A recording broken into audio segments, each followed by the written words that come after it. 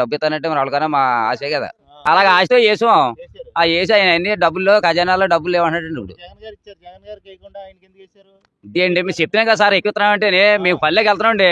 మేము 10 రూపాయలు కూలి తెస్తున్నాం. అక్కడ నీకు 15 నీకు 15 అన్నారు. ఏంటి 18,000 అన్నారు. ఏం చేయలేదు.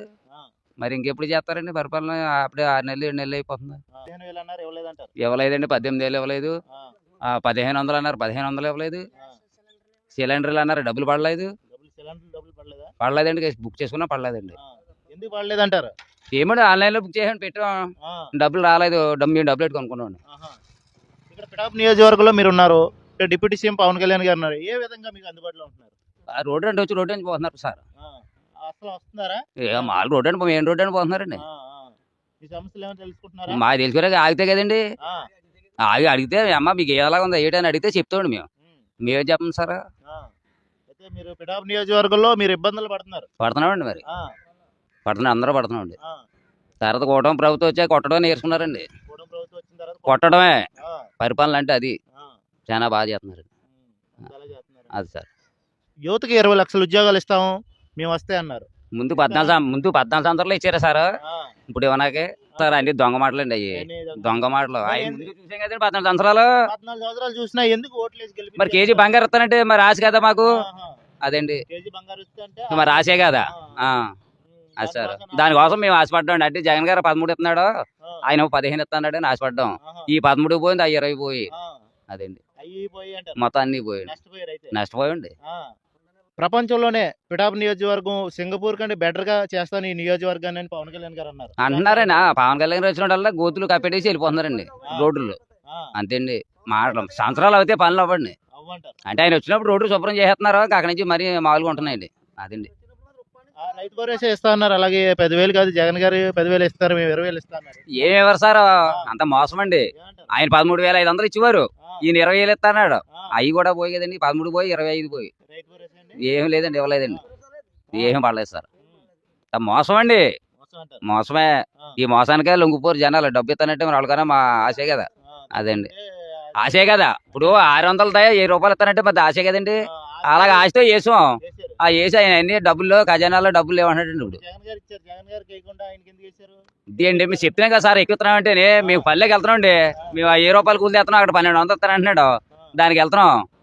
మరి ఆ 1200 ఎట్టి ఓడి కాకుండా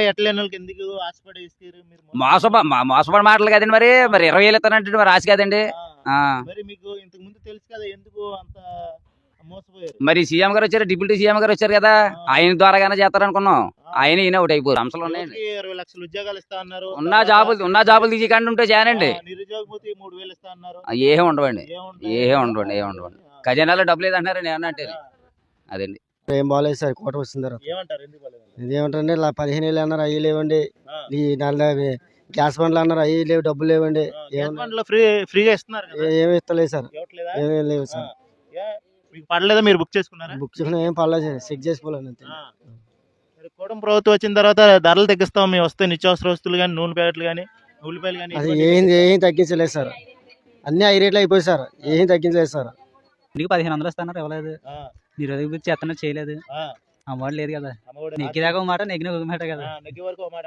మరి గతంలో జగన్ గారు అమ్మఒడి కానీ లేదా ఫీజు రీయింబర్స్మెంట్ కానీ ఇవన్నీ ఇచ్చారు.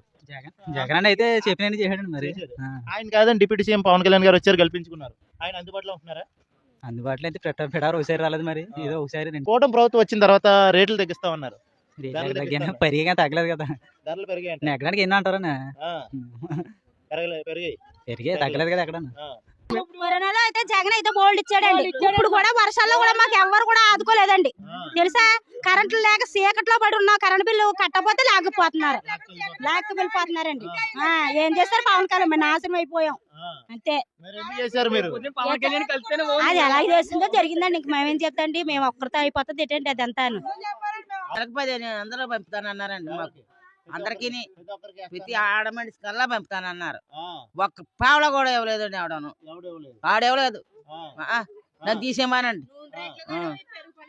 అన్ని చెప్పావు. బియ్యం పెరిగాయి, నూనె పెరిగింది, పప్పు పెరిగింది. జగన్ ఇచ్చిన అన్నాలు ఏమివ్వడం మానేసాడే. గోధుమ పిండి వచ్చిందండి. ఇడమ్మా గోధుమలు వచ్చి, మరి సోడిపిండి వచ్చేది, ఇటు బాబు పప్పు వచ్చేది అలాంటిది ఏమీ లేదండి. జగన్ ఉన్నప్పుడు వచ్చి జగన్ ఉన్నాడు వచ్చి ఈయన ఉన్నప్పుడు బియ్యం ఇచ్చేసి పోతాడండి లబ్బర్ బియ్యం కలిపినాయి. రేట్లు తగ్గాయమ్మా. తగ్గలేదండి, ఏమి తగ్గలేదండి. ఇలా బియ్యమే ఉట్టిన ఇస్తున్నారండి, బియ్యం ఇచ్చేసి పోతున్నాడు అంతే. మరి ఈ మధ్యలో నృత్యం అమ్ముకుంటున్నారో ఏం చేసుకుంటున్నారో మనకు